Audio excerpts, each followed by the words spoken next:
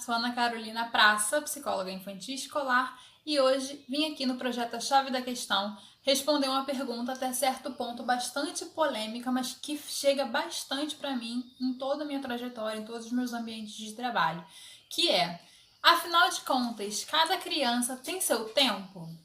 Como eu costumo trabalhar 99% das vezes com crianças com algum diagnóstico, como autismo, deficiências, dificuldade de aprendizagem, devido à minha especialização, né, e minha experiência, então muitas crianças chegam para mim com esse diagnóstico, ou com um diagnóstico errado, ou em busca de algum diagnóstico nesse sentido, e depois da família ter ouvido muitas vezes, geralmente do pediatra, mas não necessariamente desse profissional, que calma, mãezinha, cada criança tem seu tempo, espera, daqui a não sei quantos meses, quando ele estiver com tantos anos, ele vai falar ou ele vai andar, enfim.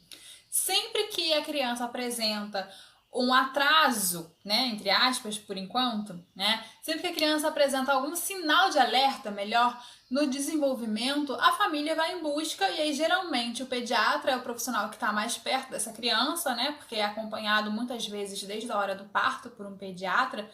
Então, geralmente é o pediatra, mas algumas vezes não é só o pediatra, às vezes é o vizinho, às vezes não é nenhum profissional da área, mas como essa frase, cada criança tem seu tempo, faz parte da nossa cultura, do nosso imaginário, do nosso senso comum, então é o que as famílias mais escutam quando começam a suspeitar de que a criança pode ter alguma questão, alguma dificuldade ou algum diagnóstico. Então vou começar dizendo que sim, cada criança tem seu tempo. Porém, existem os marcos do desenvolvimento infantil. Se você jogar na internet, você vai achar diversos documentos, nem todos verdadeiros, né, mas tem muita informação boa também na internet, sobre os marcos do desenvolvimento da fala, sobre o desenvolvimento motor, né? E aí tem várias áreas, né, que esses marcos são divididos.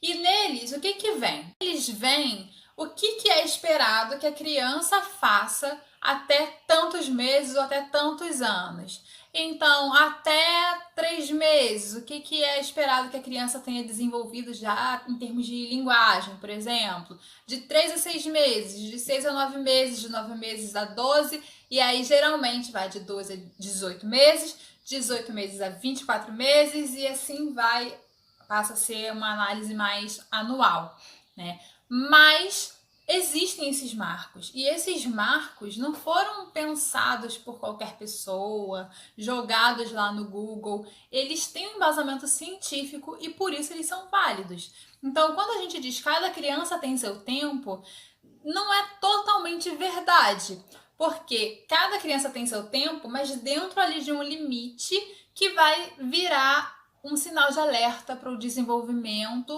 de algum transtorno, alguma deficiência, alguma síndrome, ou então de uma simples dificuldade que com algum tipo de estimulação a criança supera facilmente, como no caso, por exemplo, dos bebês prematuros, né? Então, cada criança tem seu tempo? Mais ou menos, né? Existem esses marcos do desenvolvimento infantil que vão pautar a nossa observação. É óbvio que não é uma data fechada. A criança tem 3 meses. Quando ela fez 3 meses e 1 dia, ela já vai começar a desenvolver os outros marcos? Não, né? Se ela fez 3 meses e 1 dia e não desenvolveu tudo que era esperado até os 3 meses, ela tem um atraso? Não.